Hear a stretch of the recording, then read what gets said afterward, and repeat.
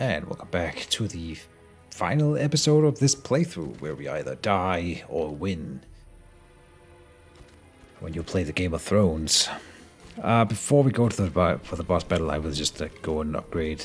Just take a whole lot of time here. Go upgrade 2 chosen cars. We will upgrade. I think another Heartseeker arrow is good, and we do have the entangling roots in a deck. 5 extra damage is pretty significant. Take that. Anything else? We have money to spend, so we could like do an upgrade in the trainer. Sure. I guess we'll take some more rejuvenate. I think we have taken one of them out, so let me just make sure that the rejuvenate that we upgraded is one of those that we are running. It's not. So it's where did it go? Here, Rejuvenate Plus instead of the normal Rejuvenate here. I'm wrong, it's there, at the bottom. All good. Boop. Then I guess we'll take a loot cache, because why wouldn't you? Still a common one. Another Foul Familiar, Bramble Skin, Power Grip, Viper Shot, not really interested. The Viper, or the Foul Familiar, might be better than the Voodoo Potion. Yep. Okay. I don't see any other easily accessible. You know what? We never did an Oracle. Let's just see what an Oracle is all about.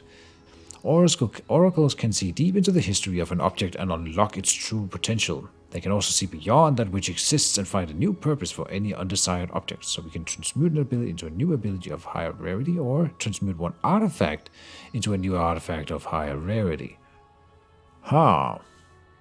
An artifact is interesting, because we have some that I consider somewhat useless in our build right now, like the Tribal Bulwark or the Big Game Net. I think it's the Tribal Bulwark. So that I love that new mechanic. Oh, the Thief's Pouch is literally useless beyond this point, so let's just transmute it. We got an Ancestral Bulwark. Gain 2 shield per AP you spend. Nice. Moonlight Garment. Apply 2 shields to an ally whenever you cast an Arcana card on them. That's too specific. And so we're taking the Ancestral Bulwark, sure. More defense stuff. Always nice. And it was Leon who held the other item before. Let's shift it around like a bit like this. So we have Arcane Orb and Wooden Targon here, and then Ancestral Bulwark over there. Alright. No more dilly-dallying then. Let's do it. Something is blinking up here. Oh, because we got some new cards. Yeah, an item. Nothing there. Okay. Fight! So, Roxar takes 25% less damage for each sun disk that is alive. Keep the sun disk destroyed to deliver maximum damage to Roxar. Why have you entered my domain? Kneel if you wish to speak to me. I've got a good line of sight on him. Those disks don't look friendly. If you refuse to kneel before me, I shall make you. Show you the proper respect for the chosen. Alright, someone thinks highly of himself. More passive. So they don't do anything other than lower his damage taking, if I'm correct. Oh no, I'm wrong. Okay, they attack. Sunburst. Apply 3 shock, so he uses the shock mechanic. And he spawns a minion here. Sun Guardian. Gain 1 immune. Okay, and Angorn is the one who has the Big Game Net, so we will want to try. I don't think we've done it a single time yet, but we want to try to grab that minion from him. That would be great. Could manage it. And so I'm putting the Foul Familiars things on the side where it's not blocking for me capturing that minion. Extra arrows on the Shadowy Arrow. Don't mind if I do. There, okay. Quick draw 2 for a Shadowy Arrow. Very nice. Just 49 damage and for 0 cost. But he does take less damage, of course. I still think it's better to just shoot at him, and then the sun discs will occasionally die. On destroy, apply 5 vulnerable to Rexar. Okay, that's that changes my mind a little bit. Tricky. Because this thing here can almost one-shot one of the sun discs, right? So, like, if I just taunt it once. Oh no, do we have like an area attack? Yeah, the Crusader Strike. So taunt this one over here. Do the Crusader Strike. Shadow Arrow here. And now he's vulnerable. Here's the smiting thing, so let me read that again. Deal X light damage to adjacent targets whenever the target is hit. So we want to apply it to the enemies adjacent to him so that it bounces onto him, if I understand it correctly. Then I want to save some damage so that I can kill the Sun Guardian with Anger next turn. So maybe we just like set up a rejuvenate. And that's about it. A boot. He gains 4 actions per turn too, I think. So this works out just as well. And then he gets to draw some more cards. Hamstring applies 2 vulnerable. He's got 5 vulnerable right now. I don't think that carries over to next turn. I actually never confirmed it, but we will now. Does the vulnerable stick around after a round? I'm guessing no. Oh, it does. It just ticks down by 1. I see that this entirely changes my mind about weak and vulnerable. I had sort of made up my mind that it wasn't that good because I thought it all went away. But it just ticks down by 1, so we can stack on up to 10 vulnerable on him. Coming in hot. But first, we gotta kill his minion. So, how do we do it? It has a stack of immune that we gotta get rid of first. So, we trigger that one with the lowest damage attack we have, which is both the Crusader Strike and the Vine Lash. Let's just do it with a Crusader Strike. Can we taunt? No. Crusader Strike. So now it's not immune anymore. Then we Vine Lash. It's at 11 and the Entangling Roots do 14 damage. So he has the big game net. This should work. Yes, we steal his Sun Guardian from him.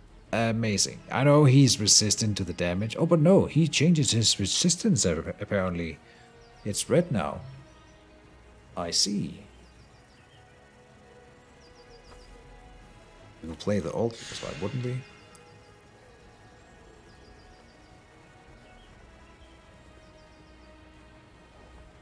Well, this is going really well.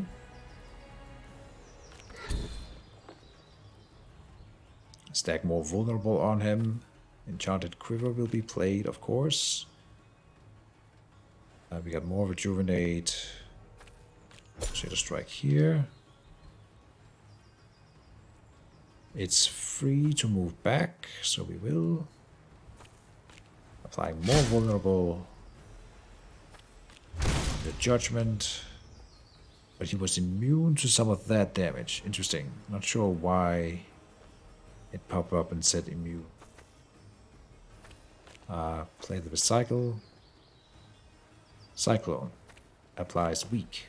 Sure. Play the ultimate because why not? We were taking a lot of damage and now we're not. We're halfway almost on the boss. And he's about to lose another shield. This shield comes back, of course, but now we're going to kill this Sun Disc. Can we taunt? Yes. Oh, and this is shock damage, and this is light damage. No, I feel like this is the same typed damage, right? Sunray dealing... It's yellow, and this is yellow, but but with a fat text, but that's because it's being boosted by something. It's normal damage. This one is not being boosted if I right click. Nope. So the fat bold numbers are indeed because there's some math involved.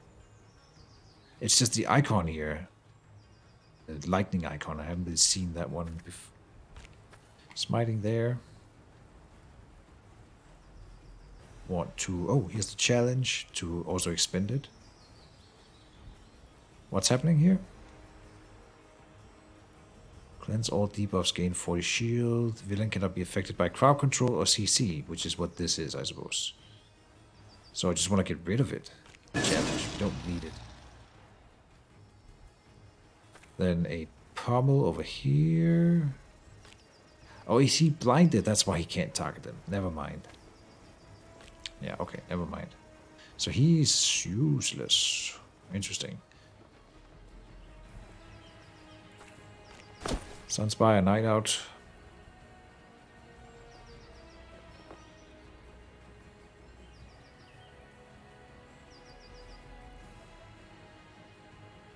Shadowy Arrow does 49 again.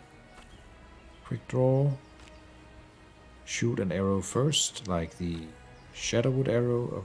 Oh, he cleansed all of that debuff, all of that vulnerable. So now we have to reapply it. And I'm shooting at armor right now.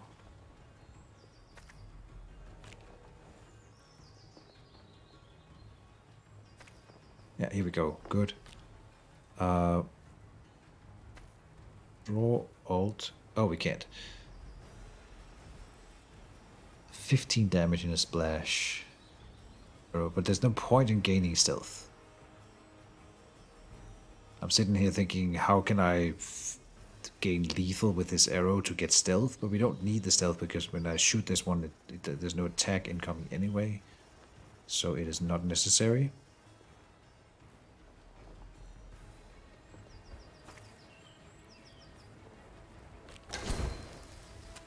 Killed one. The ult does 39, so this is also a kill. Good. Now he's got no extra protection and 10 vulnerable. So, excuse me, sir. Please get wrecked. And so he did.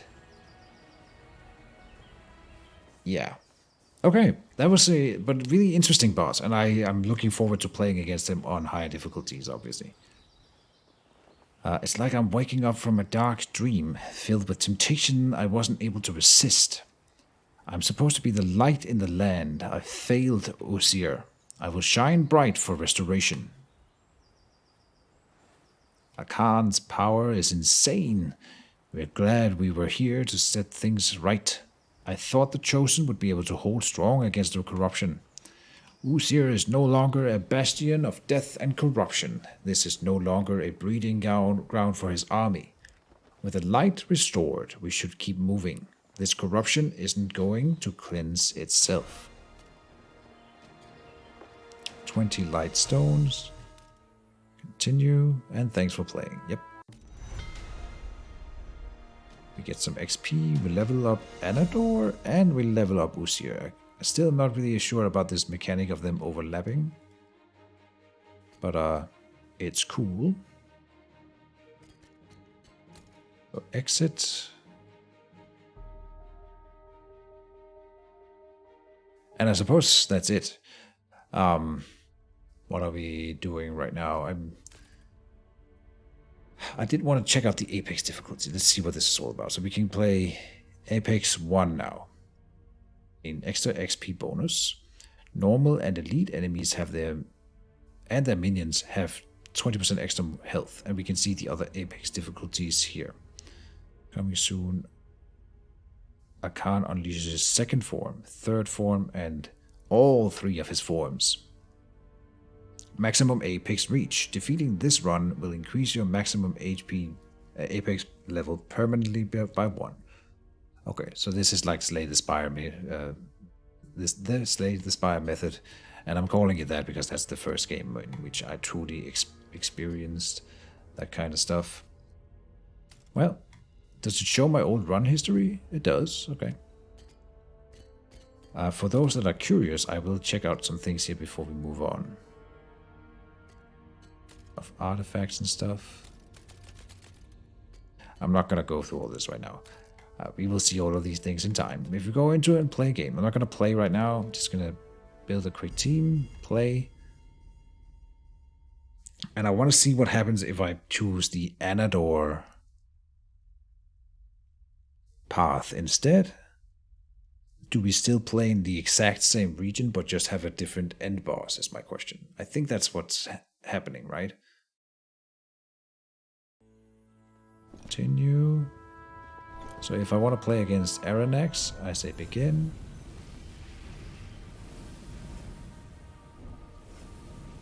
Yes, it looks like that is the case. Yeah, we got Usir down here. So that's really interesting. It only changes which boss you're playing against. You can still play in both regions, and so when more regions are added, you will have access to this huge world map, but the point is to beat one specific boss per run. Kind of an interesting setup. I feel like it maybe is taking a little bit away from the uniqueness of each run. Like if it just mash them together, every run will be in that same area and on the same map instead of having one for Anador and one for Usir, which I thought initially was going to be the case. But this may not be bad. This was my first run playing through it, and so I enjoyed it. I still love Arcanium. We might take another break for this because I got other games that I've been dedicating a lot of time to this, but we are definitely revisiting Arcanium at some point, and I probably will be playing it on my own a little bit on my free time, maybe just to level up the Apex difficulty a bit. So anyway, I hope you all enjoyed. If you want to see a specific team or something like that, you can always let me know, and I'll be very interested to do it. The next update is the Mosibus update, which is the turtle hero. So if nothing else, when he comes out, I'm definitely coming back to do a run with the turtle hero. That sounds very fun to me. And without further ado, that's it for now, folks. I hope you all enjoyed it, and see you around. This is Keejchen signing off.